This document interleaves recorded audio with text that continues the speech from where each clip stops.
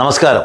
സ്വന്തം ഭർത്താവിനോടുള്ള പക തീർക്കാൻ അയലത്തെ ജാരനെ കൂട്ടുപിടിച്ചുകൊണ്ട് ഭർത്താവിനെ ശരിയാക്കുന്ന ചില വഴിവിട്ട ജീവിതം നയിക്കുന്ന സ്ത്രീകളെക്കുറിച്ച് കേട്ടിട്ടുണ്ട്. അത്തരത്തിലൊരവസ്ഥയിലാണ് കേരളത്തിലെ UDF സർക്കാർ കേരളത്തിലെ വഖഫ് ബോർഡിനെ തകർക്കാൻ വേണ്ടി ശ്രമിക്കുന്നത്. നമുക്കറിയാം, വഖഫ് ബോർഡിൻ്റെ ചെയർമാൻ KS ഹംസ സാഹിബ്, അദ്ദേഹം ആ സ്ഥാനത്തിരിക്കുന്നത് രണ്ട് വിഭാഗം, കേരളത്തിൽ രണ്ട് സംസ്ഥകളാണുള്ളത്. ഒന്ന് EK വിഭാഗം സംസ്ഥ, രണ്ടാമത്തത് AP വിഭാഗം സംസ്ഥ. കേരളത്തിലെ വഖഫ് സംഭാവനകൾ, അതായത് ഇന്ത്യയുടെ പാർലമെൻറ്റിൽ കോൺഗ്രസിൻ്റെ നേതാവ് ICC general secretary KC Venugopal പറഞ്ഞത്, വഖഫിന് ആരാണോ സംഭാവന ചെയ്യുന്നത് അവർക്കായിരിക്കണം വഖഫ് ബോർഡിൻ്റെ നിയന്ത്രണം എന്നാണ് പറഞ്ഞത്. I told that Guruvayur temple, there is a temple Devaswam board. Anybody can believe that temple Devaswam board can a non-Hindu? Sir, this is only this provision, anybody, non-Muslims also be part of Waqf Council, is directly an attack on the faith and freedom of religion. Directly. അങ്ങനെയാണെങ്കിൽ കേരളത്തിലെ വഖഫ് ബോർഡിന് ഏറ്റവും കൂടുതൽ സംഭാവന ചെയ്യുന്നത് സമസ്തയുടെ EK വിഭാഗത്തിൽപ്പെട്ട ആളുകളാണ്. അവരുടെ കൈവശമാണ് ധാരാളം ദർഗകളും കമ്മിറ്റികളും ഒക്കെ ഉള്ളത്. അതൊരു യാഥാർത്ഥ്യമാണ്. അവരാണ് ഏറ്റവും കൂടുതൽ സംഭാവന ചെയ്യുന്നത്. ആ വിഭാഗത്തിൻ്റെ പിന്തുണയുള്ള ഒരു വ്യക്തിയാണ് അതിൻ്റെ ചെയർമാൻ സ്ഥാനത്ത്. രണ്ടാമത്, ഏറ്റവും കൂടുതൽ കണ്ണിലെ കരടായി ഈ വഖഫ് ബോർഡിൽ നിന്ന് ഇവർ പുറത്താക്കാൻ ശ്രമിക്കുന്നത് മുക്കം ഒമർ ഫൈസി ഉസ്താദിനെയാണ്. അദ്ദേഹം സമസ്തയുടെ സെക്രട്ടറിയാണ്. അതായത് കേരളത്തിൽ വഖഫ് ബോർഡിന് ഏറ്റവും കൂടുതൽ സാമ്പത്തിക സംഭാവന നൽകുന്ന അല്ലെങ്കിൽ വിഹിതം നൽകുന്ന സമസ്തയുടെ സ്ഥാപനങ്ങളാണ്. ആ സ്ഥാപനങ്ങൾ ഉൾക്കൊള്ളുക അല്ലെങ്കിൽ അതിൻ്റെ ആധികാരിക സംഘടനയായ സമസ്തയുടെ സെക്രട്ടറി ഉമർ ഫൈസിയെയാണ് ഇവർക്ക് പുറത്താക്കേണ്ടത്. രണ്ടാമത്തത് AP വിഭാഗത്തിൻ്റെ സംസ്ഥയാണ് ഏറ്റവും കൂടുതൽ സംഭാവന നൽകുന്നത്. അതിൻ്റെ പ്രതിനിധിയായ അഡ്വക്കേറ്റ് PU അലിയുണ്ട്. അദ്ദേഹത്തെയും ഇവർക്ക് പുറത്താക്കണം.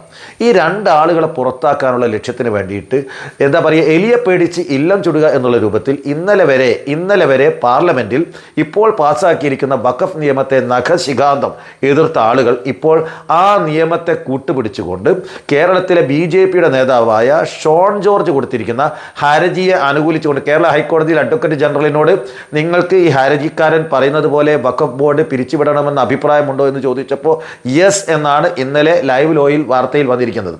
അപ്പോൾ അതിന് അനുകൂലമായിക്കൊണ്ട്, അതായത് അയലത്തെ ജാരനെ കൂട്ടുപിടിച്ചുകൊണ്ട് അയാളുടെ ഹർജിയിൽ അയാളോടൊപ്പം ചേർന്ന് നിന്നുകൊണ്ട് സമസ്തയുടെ രണ്ട് വിഭാഗങ്ങളുടെയും പ്രതിനിധികളെയൊക്കെ ഈ വഖഫ് ബോർഡിൽ നിന്ന് പുറത്താക്കി സ്വന്തക്കാരെ, എന്നിട്ട് എന്താ അവരുടെ ആവശ്യം, രണ്ട് നോൺ മുസ്ലിം പ്രതിനിധികളെ ഈ വഖഫ് ബോർഡിൽ ഉൾപ്പെടുത്തണം എന്നുള്ളതാണ് ഇവരുടെ പ്രധാനപ്പെട്ട ഒരു ആവശ്യം.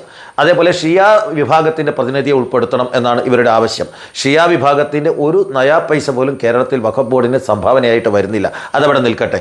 നോൺ മുസ്ലിം പ്രതിനിധികളെ, അത് ഇന്ത്യൻ പാർലമെൻറ്റിൽ KC വേണുഗോപാൽ തന്നെ പറഞ്ഞത്, ഗുരുവായൂർ ദേവസ്വം ബോർഡിൻ്റെ ദേവസ്വം സമിതിയിൽ ഏതെങ്കിലും മുസ്ലിമിനെയോ അഹിന്ദുവിനെ നിയമിക്കാൻ പറ്റുമോ? പറ്റില്ല. കാരണം അതൊരു ക്ഷേത്രമാണ്. ക്ഷേത്ര ഭരണ സമിതിയിൽ മറ്റു മതക്കാർ വരാൻ പാടില്ല. അത് ഹിന്ദു ആചാരപ്രകാരം നടക്കേണ്ട കാര്യമാണ്. അതേപോലെ തന്നെയാണ് കേരളത്തിലെ വഖഫ് ബോർഡ്. ആ വഖഫ് ബോർഡിൽ മുസ്ലിം പ്രതിനിധികൾ വരണം. അതിന് വിരുദ്ധമായിക്കൊണ്ട് വഖഫ് ബോർഡുകളെ ഓരോ സംസ്ഥാനത്തെയും BJP ഗവൺമെൻറ്റിന് വഖഫ് സ്വത്തുക്കൾ അത് തോന്നിയതുപോലെ മാറ്റിമറിക്കാനും അവർക്ക് അനാവശ്യമായിക്കൊണ്ട് വഖഫ് സ്വത്തുക്കളിൽ ക്ലെയിം ഉന്നയിച്ചുകൊണ്ട് ഇത് പണ്ട് ക്ഷേത്രമായിരുന്നു അല്ലെങ്കിൽ ആരാധന സ്ഥലമായിരുന്നു എന്ന് വാദമുന്നയിച്ചുകൊണ്ട് ഈ സംവിധാനങ്ങളെ തകർക്കാൻ വേണ്ടിയിട്ടുള്ള ആവശ്യത്തിന് വേണ്ടിയിട്ടാണ് രണ്ട് നോൺ മുസ്ലിം പ്രതിനിധികളെ ഈ വഖഫ് ബോർഡുകളിൽ നിയമിക്കാൻ വേണ്ടി കേന്ദ്ര ഗവൺമെൻറ് നിയമം കൊണ്ടുവന്നത്. ആ നിയമത്തെ കൂട്ടുപിടിച്ചുകൊണ്ട് ഇവിടെ ഞാൻ നേരത്തെ പറഞ്ഞതുപോലെ അയലത്തെ ജാരനെ BJPയുടെ നേതാവായിരിക്കുന്ന ആളുകളെ കൂട്ടുപിടിച്ചുകൊണ്ട് ഹൈക്കോടതിയിൽ കള്ളക്കളി കളിച്ചുകൊണ്ട് വഖഫ് ബോർഡ് പിരിച്ചുവിടാനുള്ള ഒരു കള്ളക്കളിയാണ് കോൺഗ്രസും മുസ്ലിം ലീഗും ചെയ്തതെന്ന് പറയുമ്പോൾ ദയനീയം, പരമദയനീയം, ലജ്ജാകരം, നാണക്കേട് എന്നൊക്കെ പറയാൻ പറ്റുള്ളൂ. അണികൾ ഇതൊക്കെ കണ്ടുകൊണ്ട് മിണ്ടാതിരിക്കുന്നത് വല്ലാത്ത സങ്കടം തോന്നുകയാണ്. ഇത്തരം നിയമവിരുദ്ധമായ പ്രവർത്തനങ്ങൾ പാർട്ടി നേതൃത്വങ്ങൾ ചെയ്യുമ്പോൾ അത് തെറ്റാണെന്ന് പറയാൻ പോലും മുസ്ലിം ലീഗിൻ്റെയോ കോൺഗ്രസിൻ്റെയോ അണികൾ തയ്യാറാവാത്തതാണ് അതിനേക്കാൾ കൂടുതൽ വേദനിപ്പിക്കുന്നത്. പണ്ട് ഇത്തരം നിശബ്ദത പാലിച്ചതാണ് ഒരു ഘട്ടത്തിൽ മുസ്ലിം ലീഗ് തകരാൻ കാരണം. ബാബറി മസ്ജിദ് തകർത്ത സമയത്ത് ഈ രാജ്യത്തൊരു ഗവൺമെൻറ് വേണമെന്ന് പറഞ്ഞുകൊണ്ട് VP സിംഗിനെതിരെ നിലപാടെടുത്തതാണ് ഒരു കാലഘട്ടത്തിൽ കേരളത്തിൽ PDP ഉണ്ടാവാനും പിന്നീട് ധാരാളം ലീഗിൻ്റെ അണികൾ കൊഴിഞ്ഞു പോകാനും INL ഉണ്ടാവാനും ഒക്കെ ഇടവെച്ചത്. അത്തരമൊരു സമീപനത്തിലേക്ക് അധികാരത്തിന് വേണ്ടി കേവലം ഒരു വഖഫ് ബോർഡിൽ ഉമർ ഫൈസിയെയൊക്കെ പുറത്താക്കാൻ വേണ്ടിയിട്ട് ഇത്രമാത്രം എലിയപ്പേടി ചില്ലം ചൂടുന്ന ഏർപ്പാട് ചെയ്യുമ്പോൾ മുസ്ലിം ലീഗ് സ്വയം തിരിച്ചറിയുന്നത്, ചരിത്രത്തിലേക്ക് തിരിഞ്ഞു നോക്കുന്നത് നല്ലതാണെന്ന് മാത്രമേ എനിക്ക് പറയാനുള്ളൂ. നന്ദി, നമസ്കാരം.